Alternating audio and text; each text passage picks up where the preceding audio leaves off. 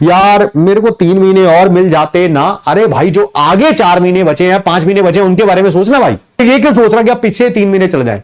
मैं ना अपनी पढ़ाई अच्छे तरीके से नहीं कर पा रहा हूं सर, क्योंकि मेरा ना बैकलॉग क्रिएट हो गया। लेट्स टॉक अबाउट कितना बैकलॉग है sir. 1 chapter, 2 chapter, 3 chapter, 5 chapter, 10 chapter, whatever that is. ठीक है, मान लेते हैं 10 चैप्टर भी है। 10 चैप्टर के अंदर हर एक के अंदर 10-10 क्लासेस भी हैं ऑन एन एवरेज, तब भी 100 क्लास हो जाती हैं सर। ठीक है, अब इंसान पता क्या सोचता है, यार जिस दिन ये 100 क्लासेस खत्म होंगी, मेरा बैकलॉग क्लियर हो जाएगा, तब मेरा मूड ठीक हो जाएगा, तब उसके बाद से मैं तैयारी करना शुरू करूंगा। ठीक है, हमेशा जब भी आपने कोई पॉजिटिव स्टेप लेना हो, try to take a positive step, not a perfect step.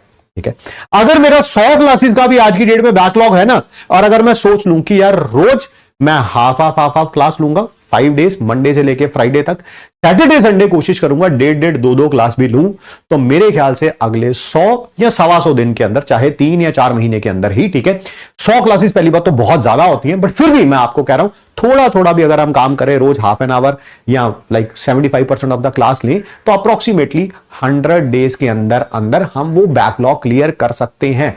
Try to take a positive step but not a perfect step. Perfect situation कभी नहीं आएगी भाई, कभी नहीं आएगी।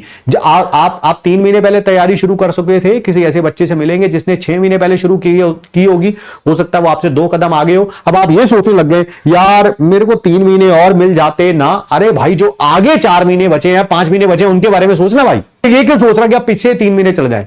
सो try to take a positive step, may be that is perfect और not. और perfect नहीं होगा, कुछ भी लाइफ में परफेक्ट होता ही नहीं है। ठीक है, रिवीजन करना चाहते हैं, रिवीजन करिए, है ना। रोज अगर मैं अपनी पिछली फिजिक्स के फर्स्ट चैप्टर पे चलते हैं, केमिस्ट्री के फर्स्ट चैप्टर पे चलते हैं, बॉटनी के फर्स्ट चैप्टर पे चलते हैं, जूलॉजी के फर्स्ट चैप्टर पे चलते हैं, ठीक है, रोज अगर मैं वही, अगर बैकलॉग नहीं है तो उसको रिवीजन में टाइम यूटिलाइज करिए कि रोज मैं 2-2 क्लासेस का भी अगर मैं रिवीजन कर लूं, ठीक है, तो कम से कम जब तक सिलेबस खत्म होगा, या 3 क्लासेस का पर सब्जेक्ट की अगर मैं बात कर रहा हूं, ठीक है, तब तक मेरा एक रिवीजन तो हो ही चुका होगा, और सिलेबस खत्म होने के बाद मैं 2-3 रिवीजन और भी मार लूंगा।